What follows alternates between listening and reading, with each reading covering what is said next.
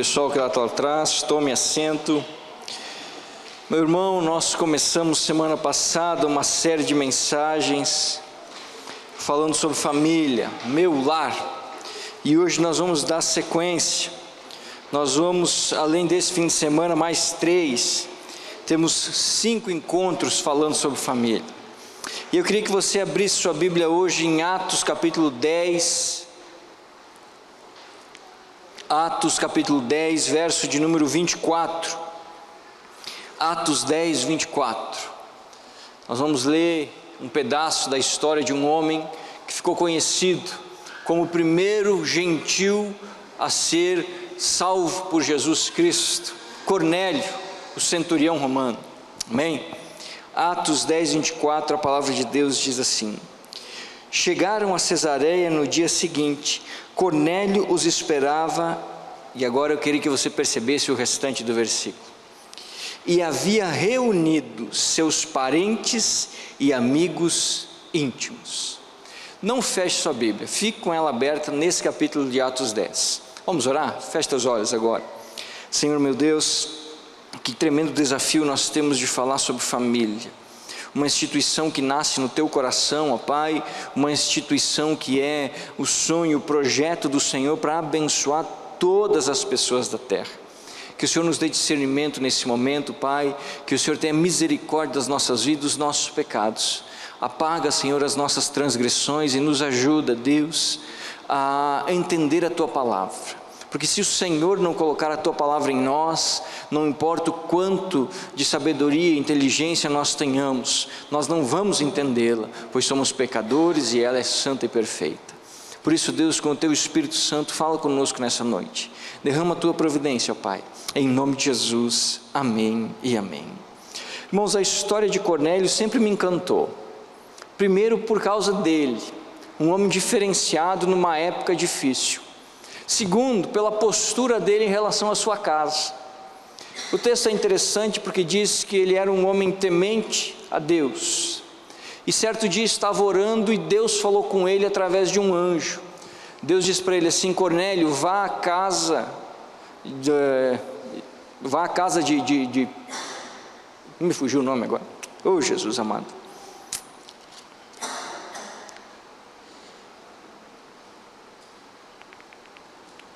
Casa de Simão, oh Jesus, o curtidor de couro. Pedro estava na casa de Simão, e hoje diz assim: vá à casa de Simão e mande chamar Pedro, ele tem uma mensagem para vocês. E Cornélio chama um dos seus homens assim: ó, vá lá e chama esse fulano de Pedro.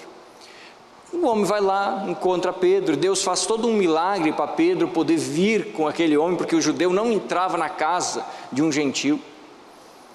E de repente, quando Pedro chega de viagem, quando ele chega na casa de Cornélio, a porta se abre, Cornélio o recebe, e a cena é muito bonita, porque diz a cena, diz o texto, que ali estava Cornélio, todos os seus familiares e os seus amigos íntimos.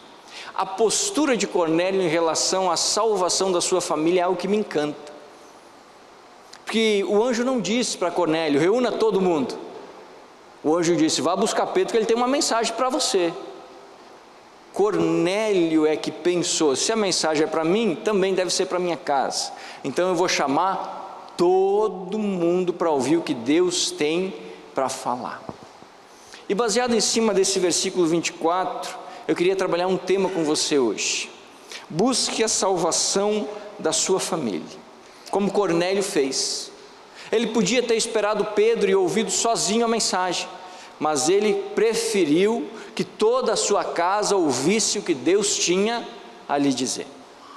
Assim também deve ser a nossa postura. Como família, nós não podemos achar normal nos contentarmos e aceitarmos passivamente que aqueles que amamos não compartilhem da nossa fé da salvação em Jesus. Por incrível que pareça, nos nossos dias isso é normal. Há uma grande crise dentro da igreja de gerações. Uma geração não tem conseguido expor o evangelho de forma eficiente para a geração que está vindo. As igrejas estão envelhecendo e os jovens estão saindo. As crianças que vêm com os pais participam da igreja. Na adolescência começam a se afastar. E geralmente quando vão à faculdade, rompem com a fé. Não é raro você encontrar uma família que vivencia isso. Não é raro. É muito normal. Mas também há uma outra vigência. Você vê jovens se convertendo através de trabalhos feitos por igrejas, em que se deparam com uma casa onde os pais e os irmãos, os primos e os avós não seguem a mesma fé. Nós chegamos a um ponto onde dentro de uma família no Brasil hoje você pode ter 6 pessoas, e cada uma dessas 6 pessoas vivenciar um tipo de espiritualidade. Você pode ter ali dentro alguém que serve a Jesus, você pode ter ali dentro alguém que não serve nada, mas pensa que serve. Você pode ter ali dentro alguém que tem uma religião completamente oposta ao cristianismo. Você pode ter ali dentro um ateu que não quer nem saber de nada e xinga todo mundo. Nós temos uma crise familiar no tocante à transmissão de fé. Parece que os pais não estão conseguindo transmitir a fé para o coração dos filhos, e os filhos têm se desviado do caminho do Senhor. Isso traz sofrimento para os pais, que conhecem a verdade e sabem o caminho que os filhos estão andando e o resultado que isso vai ser. E traz sofrimento para os filhos, porque como não foi semeado no coração deles uma fé viva e real, eles se sentem obrigados pelos pais. E aí gera um conflito, uma confusão. E a pessoa de Deus, de Jesus, que deveria ser um símbolo de paz e harmonia dentro da família, torna-se erroneamente, pela visão dos membros da família, um motivo de briga e confusão. E assim nós vamos indo aos trancos e barrancos. Um outro motivo que nós precisamos pensar, ou uma outra razão que nos leva a essa realidade, é que nos parece, ou pelo menos nós agimos assim na boa parte das vezes, que a salvação não é tão importante quanto as outras coisas da vida. Então nós estamos extremamente preocupados em relação aos nossos filhos, com relação a estudo e trabalho, mas não temos o mesmo nível de preocupação com relação à fé que eles têm.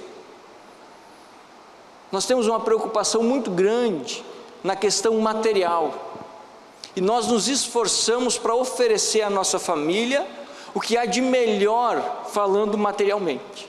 Nós queremos a melhor casa, nós queremos os melhores carros, nós queremos as melhores férias, nós queremos as melhores roupas, as melhores comidas, os melhores hospitais, nós queremos os melhores cursos, as melhores viagens, nós queremos as melhores faculdades, as melhores profissões, nós queremos acumular para deixar para os nossos filhos patrimônios. Não há nada de errado nisso. O problema está quando eu trato de uma forma diferente as prioridades. A Bíblia não é contra dinheiro, a Bíblia não é contra eu ter dinheiro. O problema está enquanto eu valorizo muito mais a parte material do que a parte espiritual. Porque eu não tenho a mesma preocupação com relação à vida espiritual dos meus filhos ou dos meus pais, como eu tenho em relação à vida física. Parece que a nós dói muito mais não ter dinheiro para uma viagem do que não ter recurso ou não fazer esforço para enviar um filho para um retiro ou para um congresso. Parece que para nós é muito mais importante separar um valor para um curso de inglês do que separar um valor para enviar um nosso filho para uma viagem missionária. Nós não temos dificuldade de arrecadar recursos para investir na vida física e material da nossa família. Nós temos dificuldade de arrecadar recursos e de investir tempo na vida espiritual da nossa família. O problema é que nós precisamos ser sinceros e realistas. A Bíblia nos diz que há apenas 2 caminhos para o homem: céu e inferno, independente de quem seja, ou vai ao céu ou vai ao inferno. O que determina esse caminho não é o parentesco, o que determina esse caminho não é a placa da igreja, o que determina esse caminho não é a vida física, o que determina esse caminho é a pessoa de Jesus Cristo. Quem tem Jesus em seu coração, tem o passaporte carimbado para a eternidade no céu. Quem não tem, já está condenado ao inferno. Nós nos esquecemos disso, ou às vezes não é que nos esquecemos, mas parece que não tratamos isso com uma seriedade. Agora, é preciso que seja dito, e é preciso que seja escutado. Se o seu filho, se o seu pai, se o seu marido, se a sua esposa não tem Jesus no coração e morrer hoje, a eternidade dele será de dor e tormento no inferno. Pastor, mas eu sou cristão. Não importa, não importa. Deus não tem netos nem sobrinhos, Deus só tem filhos. Não é porque as minhas filhas são filhas de pastor que elas já estão garantidas no céu. Negativo, de jeito nenhum. Se elas não virem a se converter e entregarem o coração delas a Cristo, o destino delas será igual ao de qualquer pecador que nunca ouviu falar ou que não quis se render a Jesus, um inferno. Essa é uma realidade cruel de nós ouvirmos, e por isso nós preferimos tratar como distantes. Isso aí é para outro momento, não vou pensar nessas coisas agora, as coisas estão tudo bem, não vou pensar em desgraça. Meu irmão, quem não se prepara para as dificuldades da vida, apanha. Até porque nenhum de nós sabe a hora da nossa morte, nenhum de nós. Dezenas, centenas de pessoas da nossa idade hoje não chegaram a esse horário. Amanheceram, mas não anoiteceram. Muitos tão saudáveis quanto eu e você não chegaram às 8:30 da noite hoje, e nem imaginavam quando acordaram hoje que seria o último dia de vida deles. E se não conheciam a Cristo, agora, nesse exato momento, estão no inferno. Essa é a realidade para a nossa família, para a nossa casa. Por isso que eu ouso dizer, e tenho certeza no que falo, de que o aspecto com que você mais tem que se preocupar em relação à sua família é o aspecto espiritual. Espiritual. Porque o material é temporal. Eu não sou contra dinheiro, nem contra bens, de jeito nenhum. Mas eu tenho que entender que o material, ele é temporal. Tudo que eu construo de material, no máximo, eu vou conseguir usufruir, aproveitar 80, 90 anos. No máximo. Meus filhos, se for muito dinheiro, aproveita mais 80 anos e depois acabou. Agora, o espiritual não é temporal, ele é eterno. Aqui que está o X da questão. Por que o aspecto espiritual é mais importante? Porque ele é eterno. Dinheiro, se eu tenho ou não tenho, tanto faz, quando eu morrer eu não levo junto mesmo. Agora, a salvação, se eu tenho ou não tenho, faz muita diferença, porque quando eu morrer, acabou. Não tem mais como trocar de time. Não tem mais como fazer mudança. De certo que a coisa que mais deveria ocupar o nosso coração e a nossa mente é a salvação daqueles que são a nossa casa, a nossa família. Isso deveria nos inconformar, isso deveria nos constranger, isso deveria machucar em nós a tal ponto de nós não desistirmos em momento nenhum da salvação daqueles que amamos. Porque nós não sabemos o dia de amanhã, mas nós temos a convicção de que a morte determina a eternidade. Quando eu morrer, o destino já está traçado. A grande questão é: os meus, aqueles que eu amo, partirão em que condição? Lembra da pesquisa que eu trouxe semana passada? Ministério Homens no Espelho?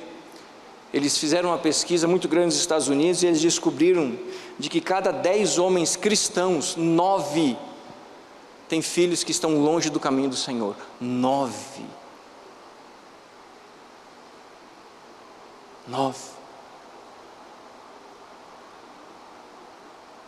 É no mínimo assustador.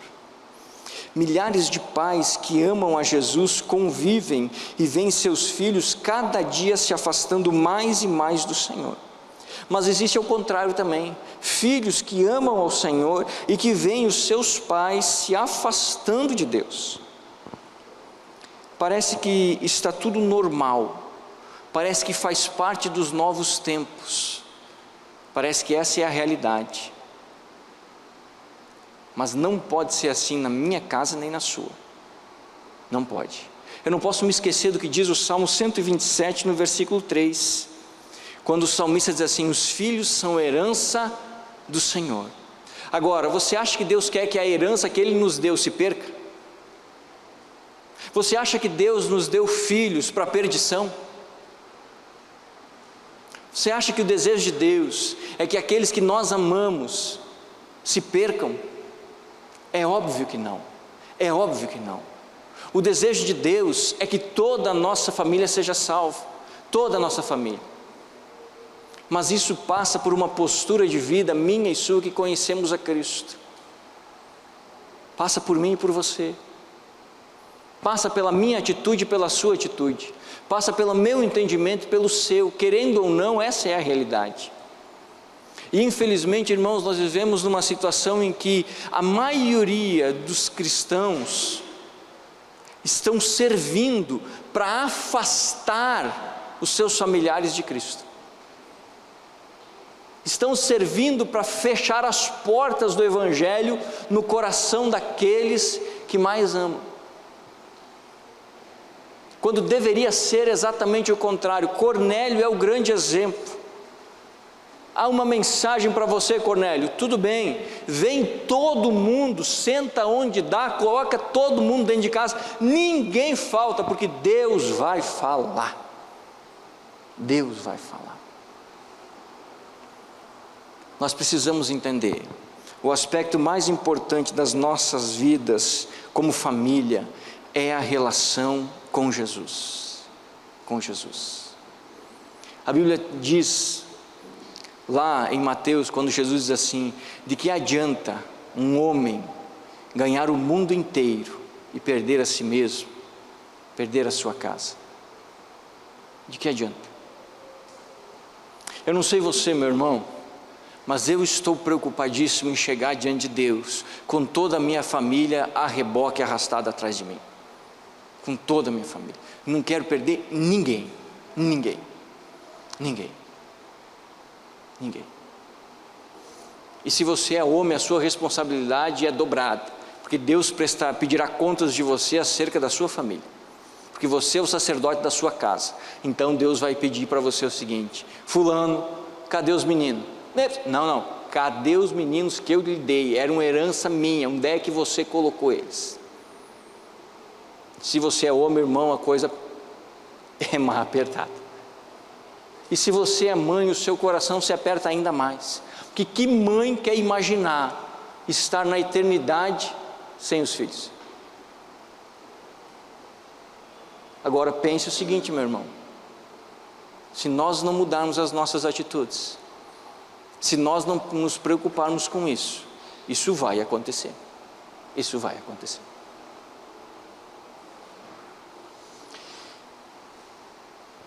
E eu queria olhar para duas figuras na Bíblia hoje, Cornélio e Jó, porque Jó também me inspira muito no tocante à família. E baseado nesses dois homens, eu queria aprender 3 atitudes que contribuem para a salvação da nossa família. Há muito mais, mas eu gostaria de mostrar 3 hoje, que esses dois homens tinham, vivenciavam, e que eram assim motivadores da salvação da sua casa. Primeira atitude, eu encontro na vida dos dois: exemplo. A primeira atitude para que a nossa família venha entregar o coração a Cristo é a minha vida exemplar diante de Deus. Se nós observarmos os primeiros versos do capítulo 10 de Atos, nós vamos ter um currículo de Cornélio. E eu gosto do currículo de Cornélio por um detalhe que eu quero explicar para você. Diz assim, versículo 1 e 2: morava em Cesareia um oficial do exército romano chamado Cornélio, capitão do regimento italiano. Agora olha a descrição: era um homem devoto e temente a Deus, como também era toda a sua família.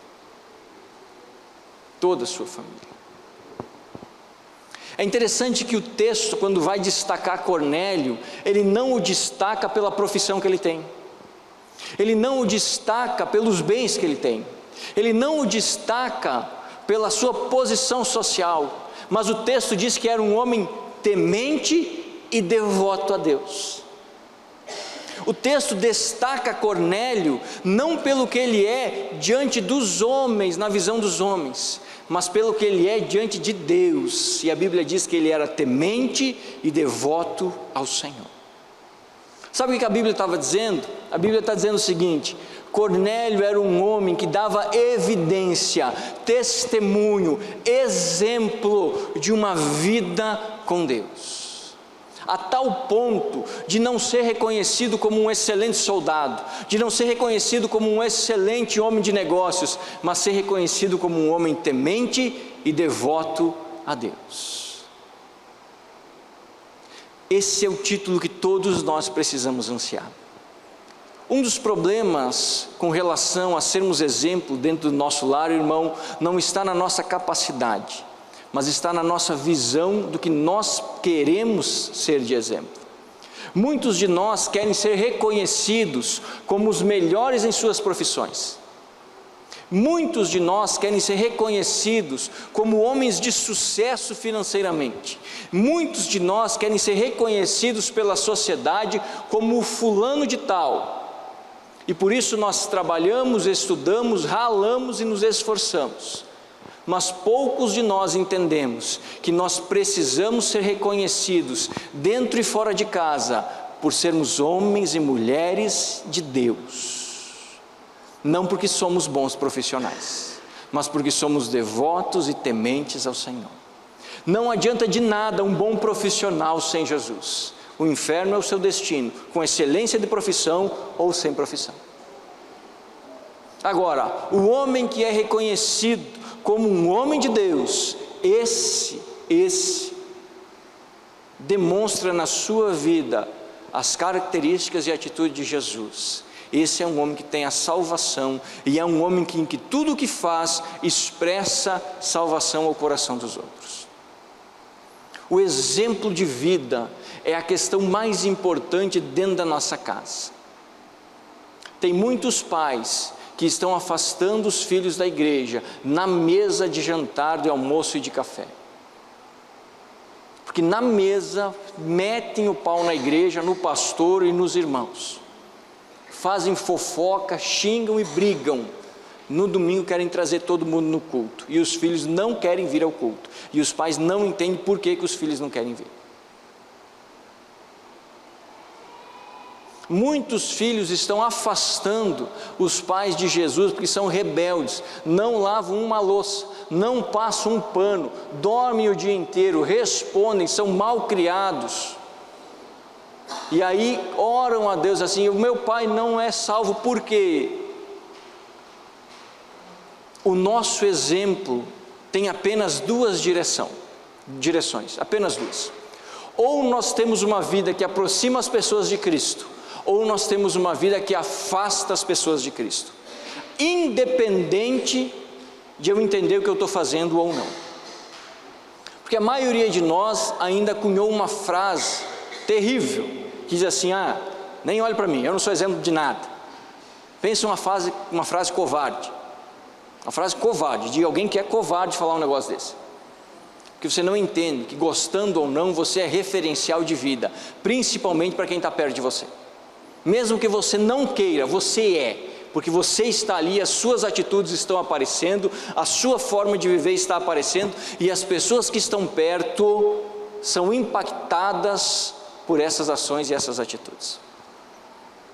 O exemplo de vida é a maior necessidade do cristão que deseja alcançar a sua família. A dedicação do viver santo diante de Deus é a maior necessidade daquele que deseja que os outros que ama também se curvem a Jesus. Se eu não viver com Deus a ponto das pessoas que eu amo verem isso, não adianta eu esperar que elas venham ao Senhor. Porque o que eu estou semeando no coração delas não é a proximidade de Jesus, mas é a hipocrisia, é a religião. E isso os está afastando da presença de Deus. O que nós fazemos tem muito mais peso do que aquilo que nós dizemos. Porque no discurso, irmãos, nenhum de nós tem problema. Nenhum de nós tem problema no discurso. O nosso problema encontra-se nas ações e atitudes. No discurso nós sabemos o que precisamos falar e sabemos como falar. O grande, porém, é que o que nós falamos não vai acompanhado de evidência de vida.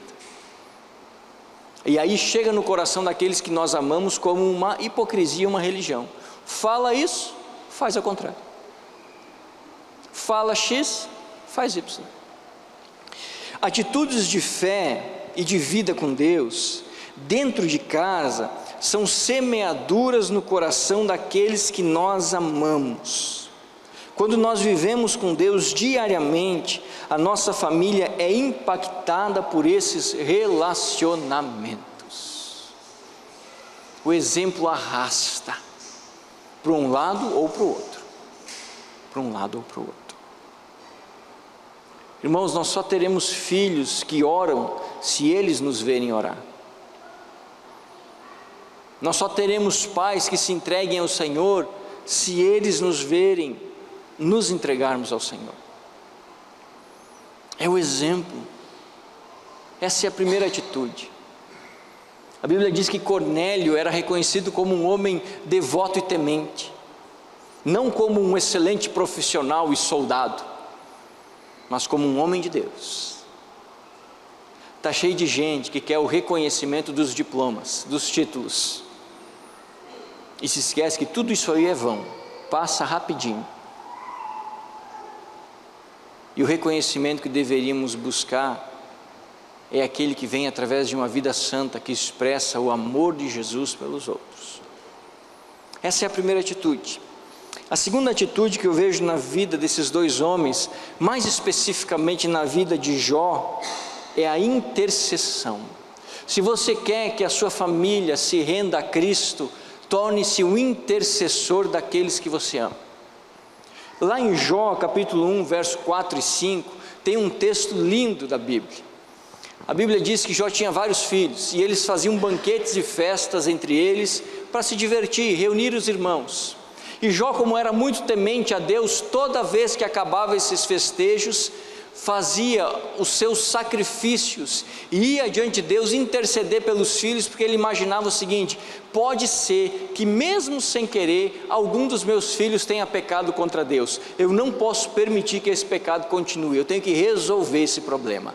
E Jó se colocava diante de Deus como intercessor dos seus filhos, para que Deus perdoasse até mesmo os possíveis pecados que aqueles meninos e moças haviam cometido. A intercessão, colocar os outros na presença de Deus através das nossas orações, isso é intercessão. Isso é intercessão. Apresentar as pessoas em oração diante de Deus, e clamar, e suplicar, e buscar sem desistir, até que Deus toque nos seus corações. Deus ouve as orações, e por isso nós não podemos deixar ou parar de orar por aqueles que nós amamos. Não podemos parar de orar. O problema está mais uma vez na forma de ver o mundo, porque a maioria de nós, se fosse fazer uma pesquisa, diria assim: eu oro pela minha família, e eu creio nisso. A grande questão é: você ora o que em relação à sua família? Aí que está o grande X. A maioria de nós ora pela nossa família, por saúde, finanças, sucesso e paz. Mas quantos de nós oram diariamente: Senhor, salva os meus filhos, salva minha mãe, salva o meu pai, Senhor, salva minha esposa, Senhor? É a questão de visão. Nós precisamos interceder, e nós intercedemos, mas nós precisamos entender que precisamos interceder corretamente, não apenas pelos aspectos físicos da vida, mas principalmente pela questão espiritual. A intercessão diante de Deus por aqueles que amamos com vista à eternidade é poderosa e é fundamental. Há uma batalha espiritual travada a todo tempo sobre a terra. E se nós não entendermos que a oração é uma das armas que Deus nos deixou para a luta e para vencer essa batalha, nós não vamos interceder por aqueles que amamos, e eles estarão soltos, eles estarão largados, que muito provavelmente nós vamos esperar, e vamos continuar esperando sem ver nada, porque os nossos joelhos não estão calejando, os nossos olhos não estão chorando diante de Deus, de angústia pela salvação daqueles que amamos. Então, por que alguma coisa vai acontecer? O texto diz que Jó se preocupava que talvez os seus filhos houvessem pecado. Ele nem sabia se eles haviam pecado, mas ele pensava: talvez os meus filhos tenham pecado, e eu tenho que resolver. E ele se colocava para interceder diante de Deus em relação aos seus filhos. A intercessão está ligada diretamente à salvação. Deus ouve a oração daqueles que são seus filhos, e por isso nós podemos clamar diante de Deus, para que Ele olhe e tenha misericórdia daqueles que ainda não são seus filhos, mas que são pessoas que nós amamos. Nossos pais, nossos filhos, nossos irmãos, nossos primos. Nós precisamos aprender a sermos intercessores. A intercessão tem poder de mover a ação de Deus. Lembra da história de Jó? A Bíblia diz que 3 amigos de Jó foram conversar com ele, e na conversa vai e vem, os amigos de Jó falaram um monte de bobagem, e quando Deus entrou na história, Deus dá um recado para aqueles amigos de Jó. Deus diz assim: peçam para que Jó interceda por vocês, para que vocês sejam perdoados. Olha o poder da intercessão, irmãos.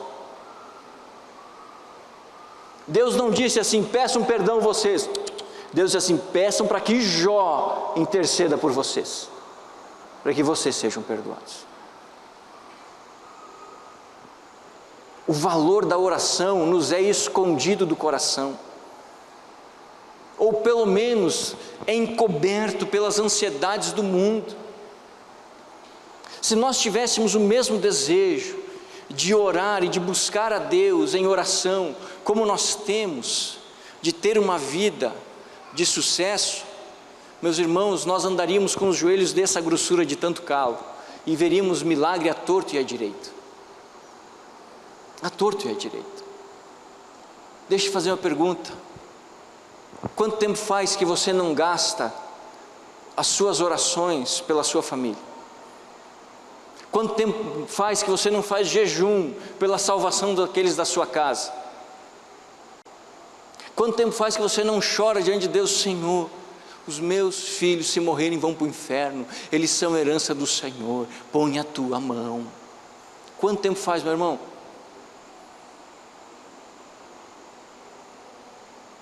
Nós estamos querendo colher sem plantar. Nós estamos querendo receber sem entregar. Interceda, aprenda a buscar em oração aqueles que são a herança de Deus. Ore insistentemente, ore intensamente, ore com uma fé fervorosa, crendo que a vontade de Deus é de salvar aqueles que você ama. Interceda. Cornélio estava orando, e quando estava orando, Deus mandou a resposta. Se Cornélio não tivesse orado, não tinha vindo o anjo falar com ele. Mas a Bíblia diz que quando ele estava orando, Deus enviou um anjo e disse assim: Cornélio, as suas orações foram ouvidas, mande chamar Pedro, ele tem algo a dizer a você.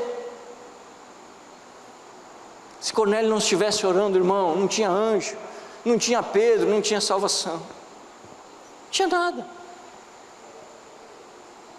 Nós precisamos aprender a interceder por aqueles que ocupam o amor no nosso coração. Você que é pai, mãe, pelo amor de Deus, por tudo que há de mais sagrado na face da terra, não vá dormir sem orar pelos seus filhos. Não saia de casa não deixe seus filhos sair de casa sem orar por eles. Não deixe, pelo amor de Deus. Você está entregando uma das coisas que você mais ama ao mundo, sem nada de proteção. Você está simplesmente abrindo as portas e dizendo, quem sabe dá certo na volta ou na saída. Ore, meu irmão, revista os que você ama de oração. Você que é filho, não deixe de orar pelo seu pai. Uma das formas de honrar pai e mãe é colocá-los na presença de Deus em oração.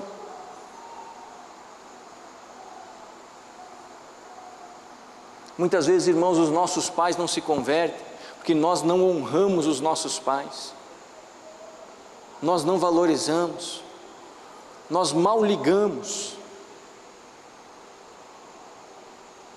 nós gastamos 200 mil para trocar de carro, e os nossos pais, os nossos sogros, com as panelas velhas furadas em cima do fogão, e nós não temos a decência de comprar um jogo de panela novo. Como é que esses homens vão se converter? Se não há honra de nossa parte para com eles.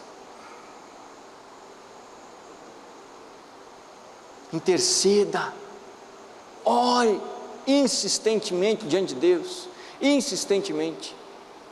Não pare de orar, não pare.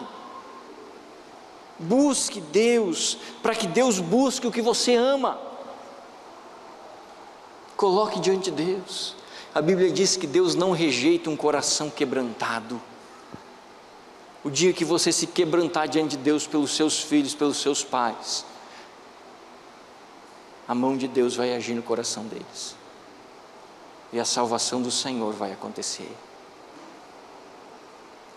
Interceda, seja um intercessor, faça calos nos seus joelhos, chore na presença de Deus, por aqueles que não conhecem a salvação em Cristo.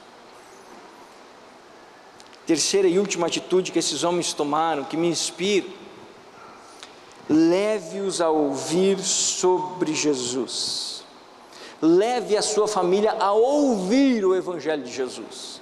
O versículo 24 de Atos 10 diz que Cornélio reuniu toda a família dentro de casa, e todos os amigos íntimos. Para quê? Para escutar o que Pedro tinha para falar. Uma atitude prática, uma atitude de efeito. A casa estava cheia, todos estavam ali para ouvir. E a mesma atitude nós encontramos em Atos 16, quando tem a história do carcereiro de Filipos. Paulo e Silas estavam presos, Deus faz um milagre e os liberta da prisão. O carcereiro quer se matar, e Paulo diz assim: pelo amor de Deus, não faça isso. Ninguém fugiu. Uma história muito conhecida. E aquele homem diz assim: o que é que eu preciso fazer para ser salvo? Paulo diz: creia e seja salvo tu e sua casa. Aquele homem crê em Jesus, mas a história diz que ele leva Paulo e Silas até a sua casa, reúne toda a sua família para ouvir o que Paulo e Silas tinham para falar. Leve aqueles que você ama a ouvirem o Evangelho, a ouvirem as boas novas de Cristo Jesus. Leve aqueles que você tem paixão a presenciarem as palavras de Cristo e a história do Salvador. Talvez a gente pense: pastor, mas por que isso? Que bobagem. Por que eles precisam ouvir? Simples, porque lá em Romanos 10, 17 nos diz que a fé vem por ouvir e ouvir a palavra. Se não há a palavra transmitida, não há salvação, pois não há fé. Não há fé. Então as pessoas precisam ouvir a palavra de Deus, elas precisam ter contato com a palavra de Deus, elas precisam ler, elas precisam entender. As palavras que estão aqui não são minhas e suas. As histórias que estão aqui não são histórias simplesmente para encher um livro. Todas elas apontam para um Salvador, Jesus Cristo nosso Senhor. Todas elas. E se nós queremos que a nossa família se renda aos pés de Cristo, nós precisamos levá-los a ouvir essa mensagem do Evangelho. Nós precisamos levá-los a ter contato com essa mensagem do Evangelho. Muitos de nós somos dentro de casa agentes secretos, ninguém sabe se nós somos crentes ou não, porque nós não lemos Bíblia, nós não escutamos músicas que enaltecem ao Senhor, nós não falamos versículos, ninguém sabe se realmente a gente é crente ou se quando a gente sai de casa no domingo a gente vai para outro lugar e diz que vai para a igreja. As pessoas precisam ouvir o Evangelho. E só tem dois jeitos dessas pessoas ouvirem o Evangelho: ou elas ouvem da nossa boca, nós falando, nós propiciando algo, anunciando as boas novas. Deixa eu fazer uma pergunta para você que é pai: qual foi a última vez que você explicou para o seu filho sobre Jesus? Para você que é mãe, qual foi a última vez que você explicou para o seu filho a salvação em Cristo Jesus? Ah, pastor, não tenho tempo. Tudo bem, mas não adianta chorar depois. Ah, pastor, eu não sei o que falar. Meu irmão, abra a Bíblia e só lê. Só lê. Simples assim. E se você não quiser ler, sente na frente deles assim: eu vou contar para você o que aconteceu comigo. Eu, sua mãe, seu pai, eu era assim, o meu coração era assim, mas um dia eu entendi que Jesus falou, eu mudei. Você não está vendo as minhas atitudes de mudança? Meu filho, Deus quer mudar a sua vida, meu filho. Ah, pastor, eu estou esperando quando ele tiver 12, 13 anos que ele vai entender. Não vá nessa, não vá nessa. Pregue o Evangelho para os bebês, pregue o Evangelho para as crianças, pregue o Evangelho para os adolescentes, pregue o Evangelho para os jovens, pregue o Evangelho para os adultos, pregue o Evangelho para os idosos, pregue para todo mundo ouvir, porque se Deus se agradar, uma palavra só do que você disse cair no coração daquele homem, a vida dele é salva. Pregue, pregue. Você tem que falar, você tem que revelar a palavra de Deus. Traga a Bíblia para a sua casa. Tome por costume ler 1 ou 2 versículos todos os dias na sua casa. Tome por costume reunir a sua família todo dia antes de sair de casa, ou à noite para orar todo mundo junto. Pelo amor de Deus, faça uma vez por semana pelo menos um culto doméstico, pelo amor de Deus. Um culto na igreja por semana é insuficiente para ouvir a palavra. Reúne a sua família, leia um texto e ore. Se você nunca pregou, não sabe pregar, leia a Bíblia e ore. Vá aprendendo aos poucos. Amanhã depois você está falando do Evangelho, ensinando a sua família, e você vai ver o milagre de Deus operar na sua casa. Fale, meu irmão. Hoje você tem essas televisões que você pode colocar o dia inteiro, se você quiser, de mensagem bíblica. É óbvio que você não vai colocar o dia inteiro, mas ao invés de você assistir uma novela que não serve absolutamente para nada, a não ser para você gastar luz e ter mau exemplo entrando na sua casa, põe uma mensagem, uma pregação, uma música, uma canção, ou desliga aquele negócio de uma vez e pega a sua Bíblia e vai ler. Mas fale de Jesus dentro da sua casa, principalmente para os seus filhos, principalmente para os seus filhos. Fale de Jesus para eles. Fale dos princípios de Jesus para eles. Faça com que o Evangelho chegue ao coração deles. Não se deixe distrair, porque o inimigo é astuto e nos leva a distrair. Você já percebeu que nós falamos de tudo com os nossos filhos, de tudo com os nossos pais, de tudo com os nossos irmãos, mas nós sempre engasgamos quando nós vamos falar de Jesus? Há uma batalha, irmãos, há uma batalha. Fale. A outra maneira que as pessoas que você ama vão ouvir o Evangelho é através de outras pessoas que não são você, nem eu. Na igreja, num acampamento, num encontro de casais, num retiro de adolescentes, de jovens, numa vigília, numa pregação colocada no YouTube, numa canção colocada no rádio. De um jeito ou de outro, você tem que proporcionar que a mensagem do Evangelho entre dentro do seu lar e chegue ao ouvido daqueles que você ama, de uma forma ou de outra. de um jeito ou de outro.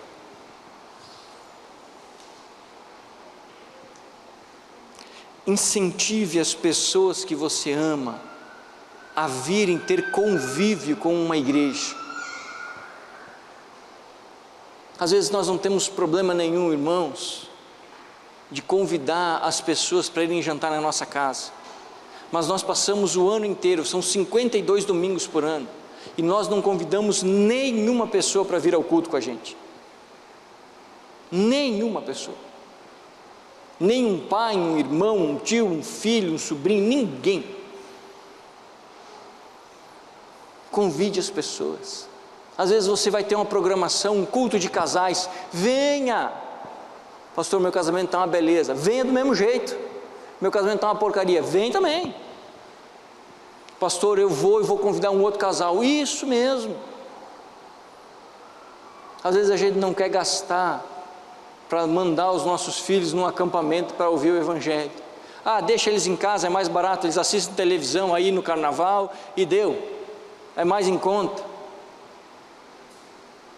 Meu irmão, você está trocando centavos por eternidade. Centavos por eternidade. Às vezes a gente não quer investir de trazer os nossos filhos num culto de oração. Pastor, eu não vou levar porque eles vão fazer barulho. É melhor eles aqui na oração fazendo barulho, mas vendo os seus pais e os irmãos da igreja clamarem a Deus, do que na frente da televisão ou no celular vendo videozinho em casa. Deixa eles correr fazer barulho no culto de oração, não tem problema nenhum.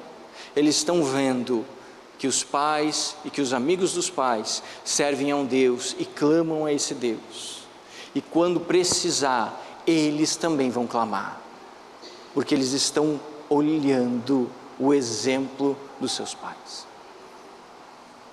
Meus irmãos, nós precisamos abrir a nossa mente para a realidade da vida.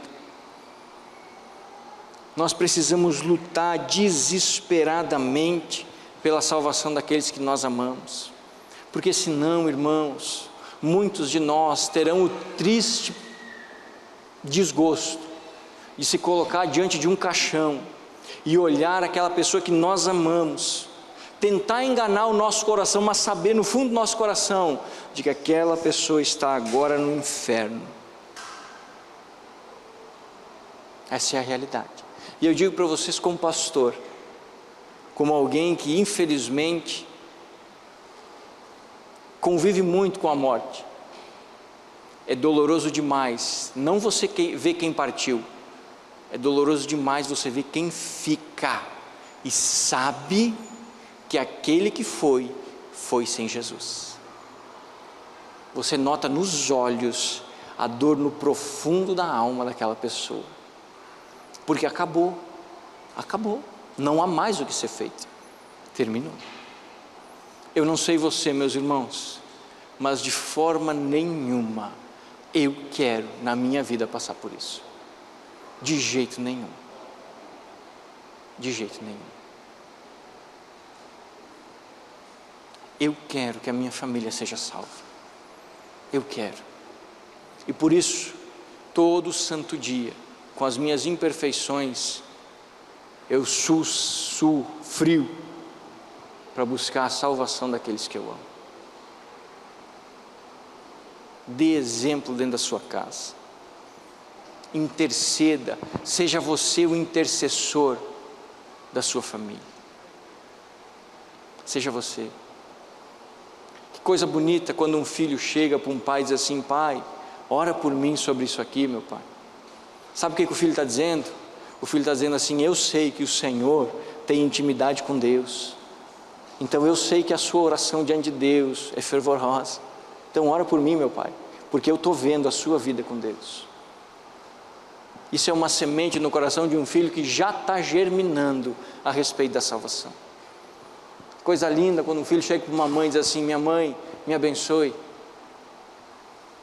Nem isso nós fazemos mais, irmãos. Nós como pais nem abençoamos mais nossos filhos. Vou sair de casa, tchau, volta que hora? Não vai atrasar, hein?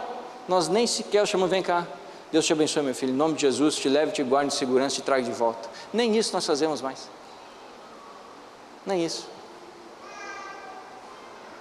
Derrame bênção sobre a vida do seu filho. Você é autoridade sobre ele. Proclame a bênção e o cuidado de Deus sobre a vida deles.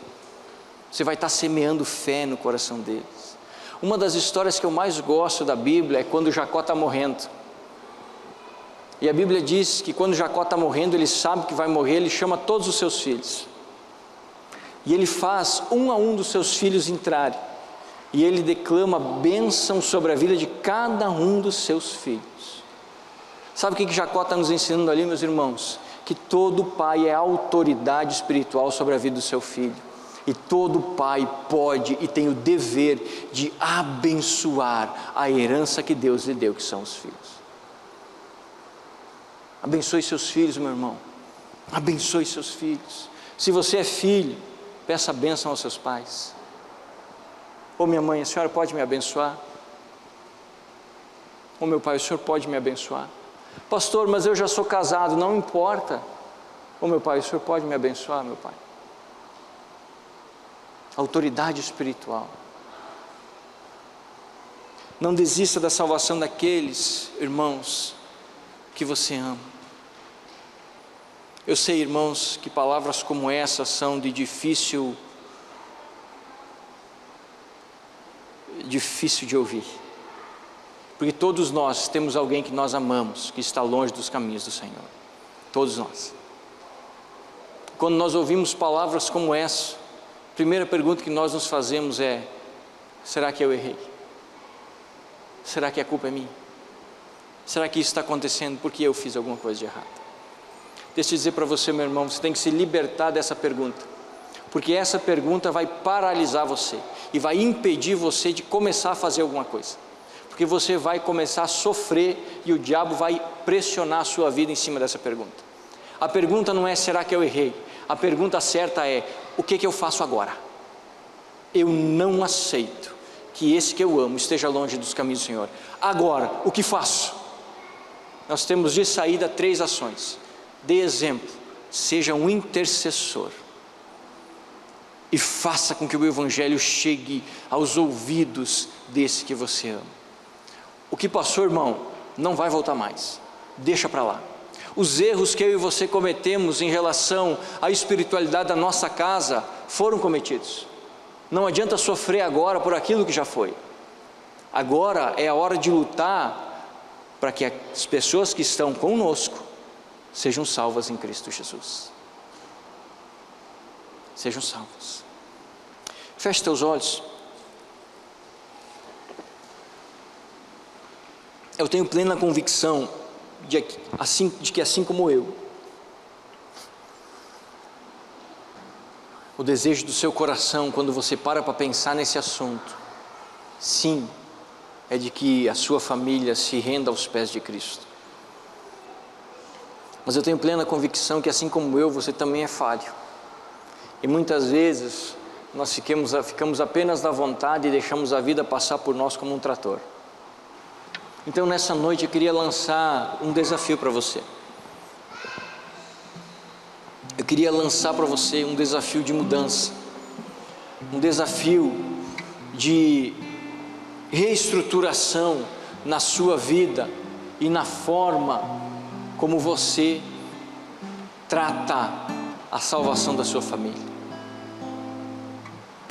Primeira coisa que eu desafio você a fazer é uma oração hoje e ao longo dessa semana, muito simples,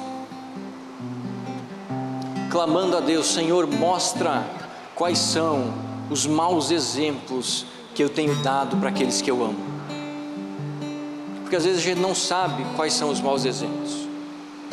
E eu tenho certeza que ao longo da semana Deus vai revelar para você o que você tem feito de errado e que posturas devem ser mudadas, palavras devem ser mudadas, ações devem ser trocadas.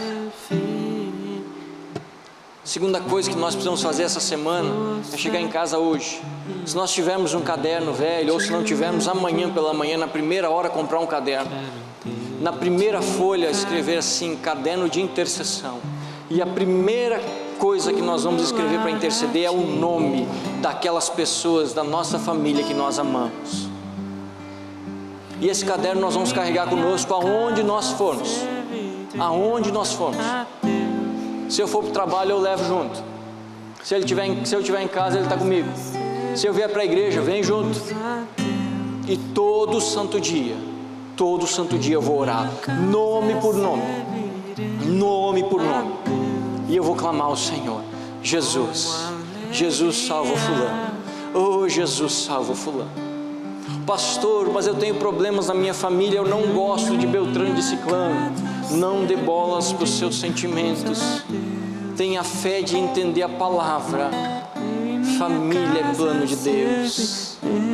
E se aqueles que você não gosta se converterem, eu tenho plena convicção que você vai ter o seu relacionamento com eles completamente restaurado e renovado. Terceira atitude que nós vamos ter, terceira oração que nós vamos fazer essa semana: Senhor, nos dá uma ideia diferente de como é que nós podemos trazer o Evangelho para dentro da nossa casa e que chegue aos ouvidos daqueles que nós amamos. Nos dá uma estratégia, nos dá uma ideia. Talvez Deus vai falar para você assim: faça um culto, você é o pai da casa, você é a mãe da casa, um dia da semana você não sai, não se assiste TV à noite, você reúne seus filhos na sala, você vai ler a Bíblia e vai orar e ouvir uma canção que eu adoro, o nome de Jesus. Talvez alguns o Senhor vai dizer assim: olha, põe uma pregação e deixa tocando. Talvez alguns o Senhor vai desafiar a dizer assim: você nunca sentou na frente do seu pai, da sua mãe, do seu filho, da sua filha e falou com a sua boca: meu filho, meu pai, minha mãe, Jesus te ama, Ele quer fazer um milagre na sua vida. Eu tenho orado por você, eu tenho clamado diante de Deus para que Jesus renove seu coração, para que Jesus salve a sua história.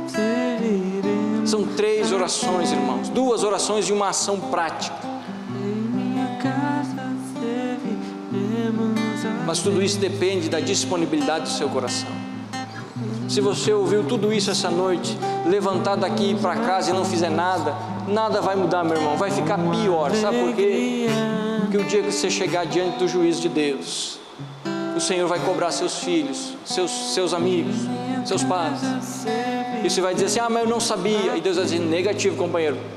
Dia tal, do mês tal, do ano tal, na cidade de Concórdia, culto tal, essas foram as palavras que foram ditas, e você ouviu. E você ouviu. Você tem que tomar uma atitude. Deus nos desafia a uma vida de fé prática. O desafio de Deus está à sua frente. Você decide o que bem você quiser. Mas como disse Josué, digo eu a vocês: eu e minha casa serviremos ao Senhor. Soberano Deus, Tu és grandioso, magnífico, Tu és o Rei da Glória. Família é um negócio difícil demais, demais. Nós amamos tanto e às vezes brigamos tanto. Oh Jesus, todos nós aqui nessa noite estamos com o coração apertado, que nós estamos nos lembrando agora, Senhor, dos nossos pais que não conhecem a Ti. Nós estamos nos lembrando agora, Senhor, dos nossos filhos que estão longe dos Teus caminhos. E nós sabemos que longe do Senhor não há vida, há apenas tormento, desgosto e sofrimento. Nosso coração fica pequeno, Deus, os nossos olhos se enchem de lágrimas, mas nós, mediante a Tua palavra, temos a certeza e podemos conservar em nosso coração uma esperança viva de que o desejo do Senhor é de que aqueles que amamos se entreguem a Ti, ó Pai. Por isso nos ajuda, Deus, a sermos instrumentos, nos ajuda, Deus, a agirmos de tal forma que aqueles que mais amamos se apaixonem perdidamente pelo Senhor. Deus, eu falo como pai, E o Senhor conhece a minha oração e o meu desejo. Que as minhas filhas, ó Deus, tenham uma fé muito mais viva do que a minha. Que elas sejam muito, mas muito mais apaixonadas pelo Senhor do que eu. E eu tenho certeza que todos os pais que estão aqui têm o mesmo desejo no coração. Por isso nós clamamos, nos ajuda, Senhor. Nos ajuda, Senhor, a sermos uma família com uma fé de gerações. Deus de meu pai, o Deus de meu avô. Oh Jesus, abençoa os nossos lares e as nossas casas. Derrama a tua bênção e o teu cuidado. Guarda nossos filhos sobre a tua proteção. Nós oramos em nome de Jesus. Amém e amém. Não desista não, meu irmão. Nem tudo está perdido. Ainda há esperança. Pela fé, conserve em seu coração a certeza de que aqueles que você ama se renderão ao Senhor Jesus. Amém.